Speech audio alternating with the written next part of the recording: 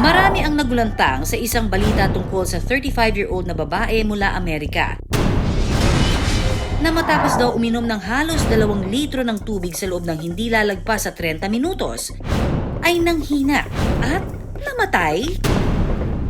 Siyempre po nagulat na simpleng pag-inom ng tubig nakakamatay pala. Tubig lang naman, ba't siya namatay? Yung water naman, maganda siya sa katawan. Sabi ng marami, so dapat nga mag-drink ka ng 8 glasses a day.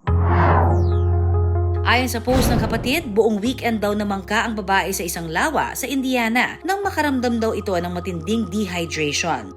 Kaya ang babae, mabilis daw nakaubos ng halos 2 litro ng tubig sa loob lamang ng tinatayang 20 minuto. Importante talaga yung water intake kasi syempre kailangan natin kasi ma-hydrate yung mga cells natin, yung katawan natin. Lalo na pag mainit ang panahon, kailangan talaga natin magkaroon ng mga tubig. Well hydrated pa rin at syempre yung mga pag-produce ng energy ng ating katawan, pwede pa rin tayo maging productive. Ayon sa pag-aaral ng National Academy of Medicine sa Amerika, ang mga lalaking 19 years old pataas ay may recommended daily adequate water intake na 3 litro, habang ang mga babae edad 19 pataas naman ay may recommended daily adequate water intake na 2 litro. Pero sa kaso ng babae sa balita, posibleng nagkaroon daw ito ng tinatawag na water intoxication.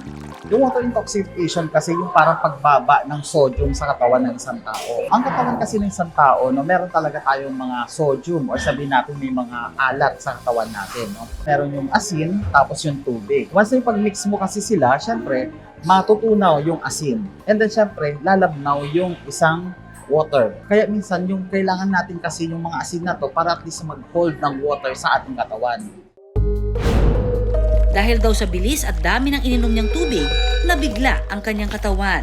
In 1 hour, kailangan lang kasi makafilter yung kidney natin ng 1 litro ng tubig. Once kasi na madaming tubig ang napasok sa ating katawan, no, in yung small na time frame lang na nangyari din dito, no, pwede kasing mawala at bumaba yung sodium sa ating katawan. Kasi mas na bumaba ang sodium sa ating katawan, syempre madidilute yung alat ng ating katawan at syempre parang mga mamamaga na yung ating mga organs.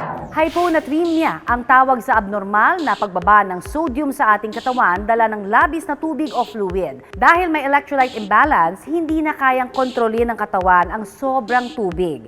Lumalabas na po ito sa ating tissues, dahilan para mamaga ang ibang organs, lalo na ang utak. Kailangan din daw ikonsidera dito ang lagay ng kidney ng isang tao.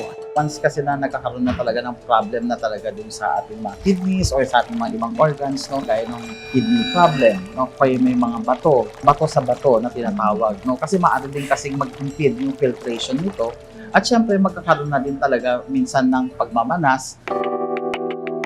Kaya ang payo ng eksperto, palaging pakiramdaman ang ating katawan, lalo na kung marami tayong nainom na tubig sa isang upuan.